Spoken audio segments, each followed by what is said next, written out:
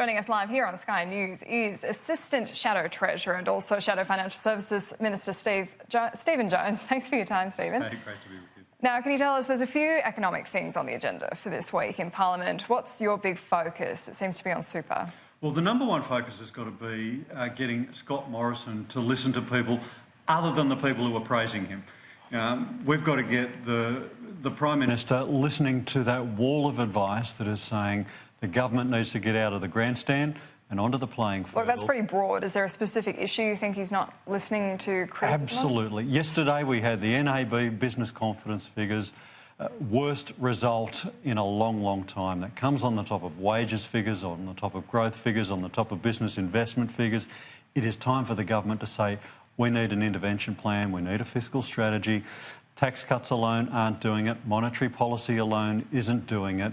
We need to clearly broadcast a plan about how we're going to do our bit to turn the economy around. And so far, we're hearing crickets. Well, we saw that big grin on Josh Frydenberg's face at his last presser when he was asked about whether there was going to be a budget surplus. It looks like that's coming. Surely that's a good economic marker. The best of all of them, really. We welcome the fact that we're almost certain that the budget's going to come into surplus. Record high iron ore prices, very low Australian dollar. Those circumstances definitely going the government's way. However, a surplus isn't an end in itself.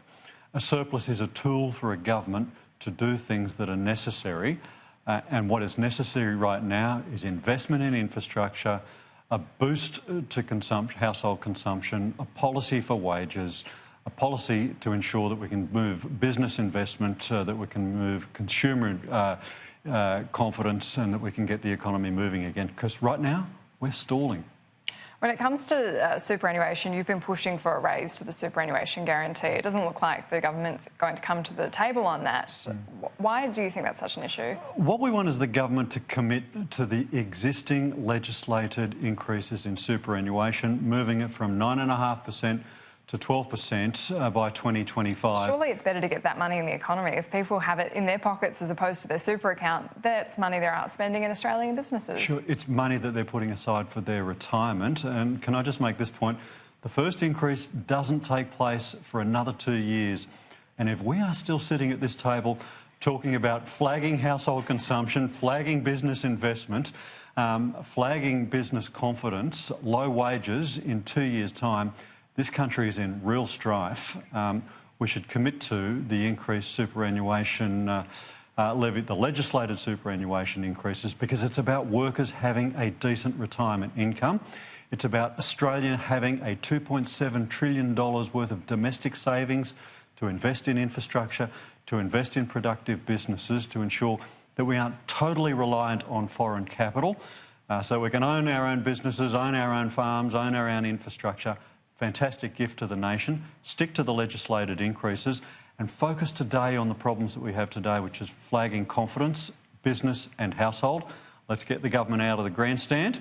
The Prime Minister has got to start listening to people who aren't praising him and start listening to... Actually been specific though. When is he not listening to people who aren't agreeing with him? Shall I run through the list? Go ahead, write it. The Reserve Bank Governor has made it quite clear that he has reached the limit to what we can do on monetary policy. He's reaching the limit, though. That is different. Well, there could still be at least 2 interest rate cuts. Yeah, but I don't expect that we're going to get the boost that we need. What are people doing? Let's just take the mortgage sector. What are people doing with the existing interest rate cuts? They're still maintaining their home loan repayments as if the interest rates haven't gone down.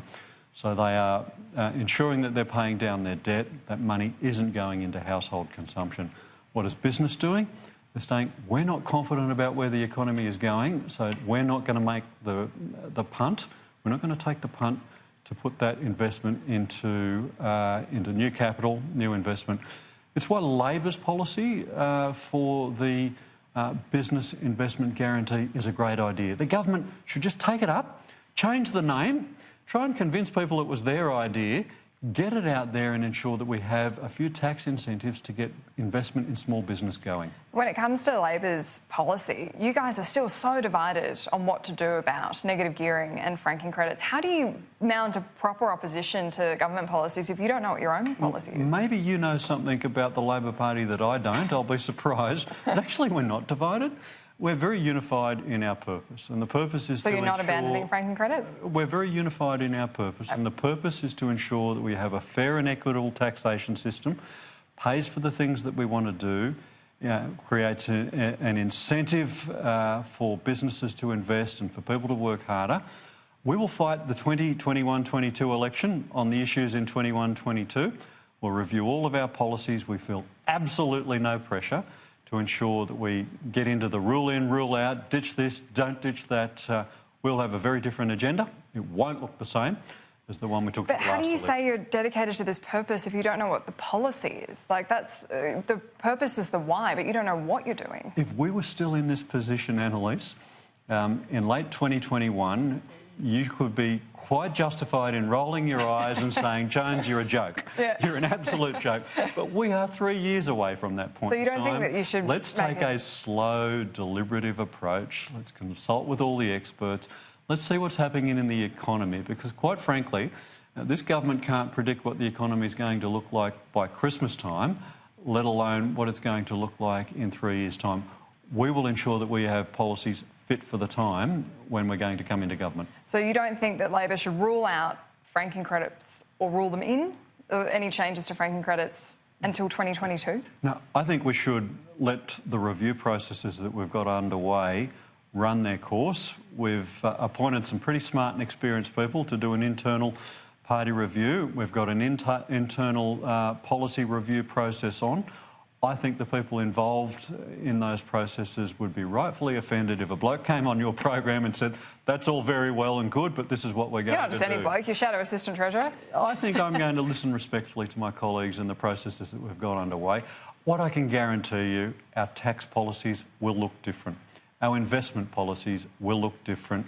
Our spending policies will look different. I'm not going to announce all of those things today. And just finally, Gladys Liu is in quite a spot of bother with her associations with the Chinese Communist Party-backed organisation. We saw that extraordinary interview with Andrew Bolt last night. What do you think the Liberal Party should be doing about Gladys Liu? An extraordinary revelation. I think Scott Morrison should be sending Gladys Liu into the Parliament this morning and asking her to make a full statement to explain everything she knows and to answer all of those big questions that remain unanswered. Was she a member of this organisation? What ongoing involvement does she have? Are there any financial arrangements that we need to be concerned about? All of these very right and proper questions remain unanswered. It's up to Gladys Liu to answer those questions. It's up to the Prime Minister to ensure that she does so. Stephen Jones, thank you for your time. Great to be with you.